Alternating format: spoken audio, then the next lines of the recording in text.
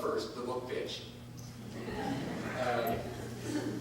Chimpanzee on the cover. Chimpanzees and babies sell things. Future Babble. My dog subtitles of why expert predictions fail and why we believe them anyway is pretty close to a complete summary of what the book is. I established, number one, that expert predictions about the future are, in fact, god-awful. Number two, I try to explain why they're god-awful. And number three, and I think this is the most interesting one, why do we keep listening to them? Right? Why is it that if I open any newspaper, I will find pundits telling me about inflation rates, oil prices, gold prices, stock markets, economies, wars, elections, and sometimes these are quite grand predictions. We're not talking a year off, we're talking 10 years off, 50 years off. I recently read a report from the Carnegie Endowment for International Peace. This is a very, this elite organization. The global order in 2050. The global order in 2050. And then it's wonderful. There are all these precise numbers delineating exactly the size of the American economy in 2050. What astonishing hubris! What incredible hubris to think that you can do this. Why do you think that you can do this? Has anyone done it before? That might establish that perhaps there is some reason to think that you might be able to do it. Well, let's ask ourselves, 2050, that's 40 years out. Well, let's count 40 years backwards, shall we? It's 2010. 40 years backwards, 1970. 1970, for those of you who aren't aware, was sort of the high water mark of very bold attempts at futurism. There were lots and lots and lots of predictions about the future in 1970, and they used as their arbitrary benchmark the year 2000, not 2010, the year 2000. They were being modest, only 30 years. We'll only look 30 years at it. Well, what did they come up with in 1970? Well, I have a small library devoted to these books. I adore these books. They're enormously entertaining. I can't recommend it enough. If you think I'm being cynical or misrepresenting these works, right. I suggest you keep your skepticism, go to a used bookstore, look these books up, and read them for yourself. Because number one, you'll find them right, most importantly. Secondly, you will be enormously entertained. You will be enormously entertained because they are so absolutely awful. And these are very smart people, right? These are very smart people making serious attempts to see into the future. 30 years into the future, what did they do? Well, for example, there was an enormous exercise that the RAND organization, the RAND Corporation, again, a very elite institution, brought together an enormous number of very, very brilliant people. And they engaged in what was called Delphi forecasting, an enormous exercise which produced a list of outcomes. And the outcomes, they had a list of almost certain outcomes. They had a list of very likely outcomes and likely outcomes. And in all, I think it comes to something in the neighborhood of 35 outcomes, what the future will hold. And of those, about 32 out of 35 are hilariously wrong. Okay, that's for the year 2000. There are things like there will be undersea colonies of frogmen managing kelp farms. This, by the way, even when experts are right, in the long-term prediction business, these are the folks who said to Paul Ehrlich and the Malthusians, they said, we're not going to starve to death. There won't be mass global famine. And they were right about that. Why won't there be mass global famine? Aquaculture, right? So even when they're right, they're wrong. They said there would be it was almost a dead certainty that there would be a manned permanent base on the moon. There would be a mission on Mars, etc. I could go down the list. But let me just give you another example from that same era. And I want to emphasize, I'm not talking about crazies. I'm not talking about cranks. I'm not interested in fringe people who say silly things. Because there are lots of those, but that's shooting fish in the ground. We're talking about very intelligent, very informed experts, in most cases. Robert Heilbroner. Anybody remember Robert Heilbroner? An esteemed economist, a great essayist. He wrote in the New Yorker and so on. Very honored, much honored academic. I believe in 1992 he actually delivered the Massey Lectures here in Canada.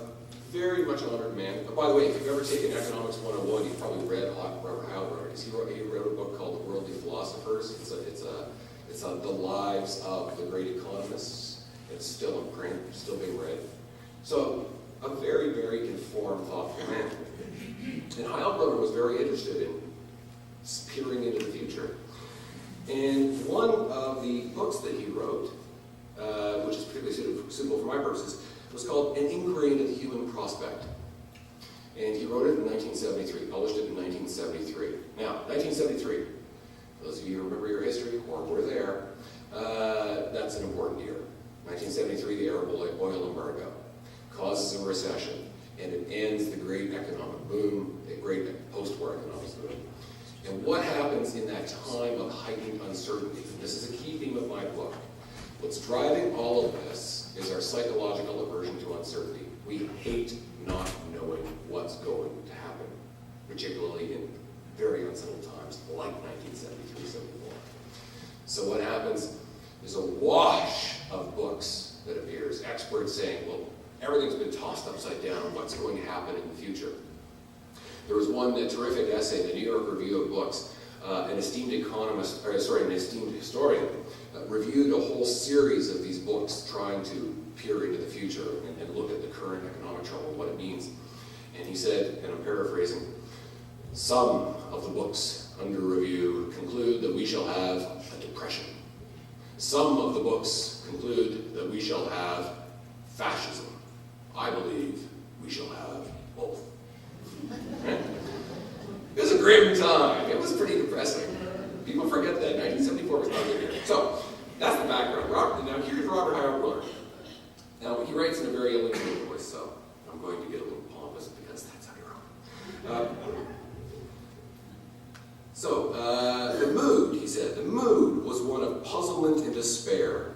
There is a question in the air, more sensed than seen, like the invisible approach of a distant storm. A question I would hesitate to ask aloud, did I not believe it existed, unvoiced in the minds of many.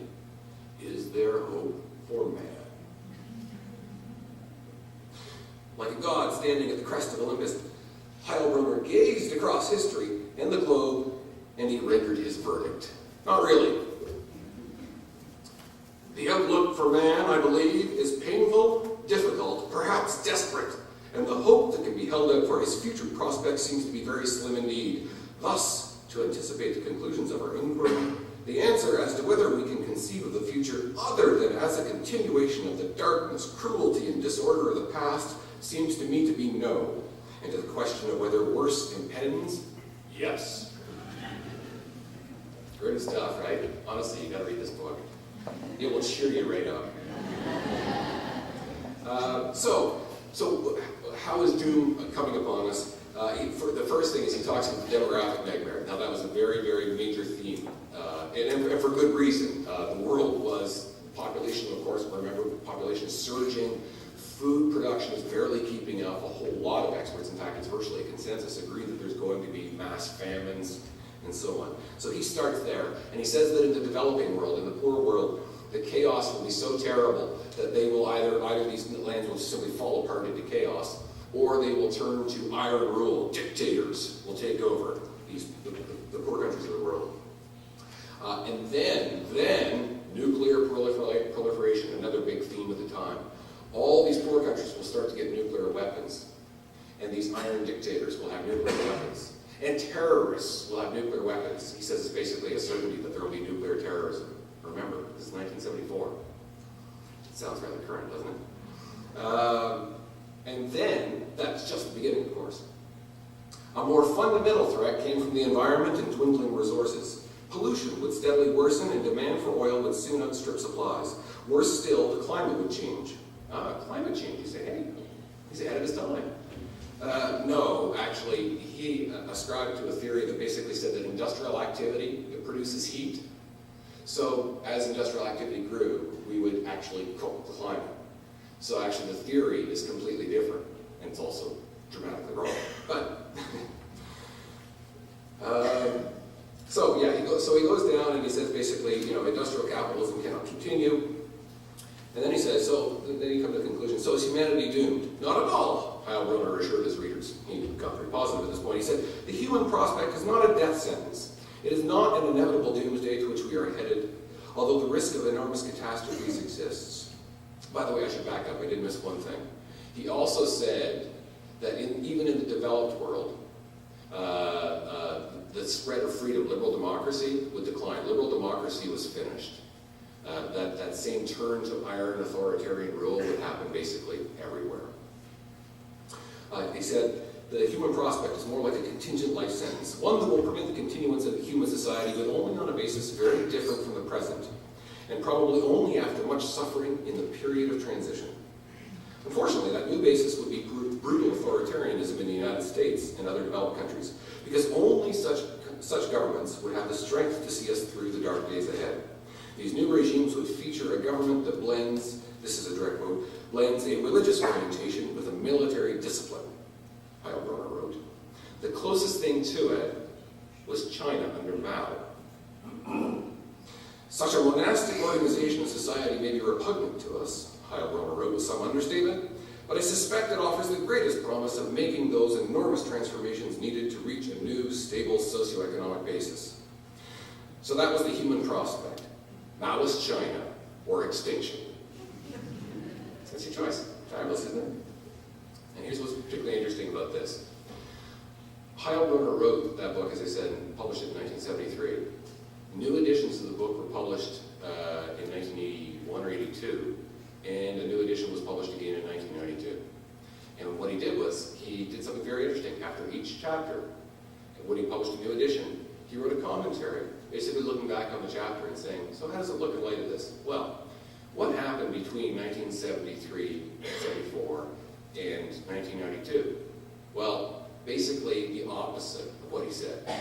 You go down the list, everything that he said didn't happen. In fact, it pretty much happened the other way. It was the great flourishing of liberal democracy. Price of oil actually plummeted. Price of other resources plummeted. You go down the list. It's wrong on every single score. And here's the amazing thing.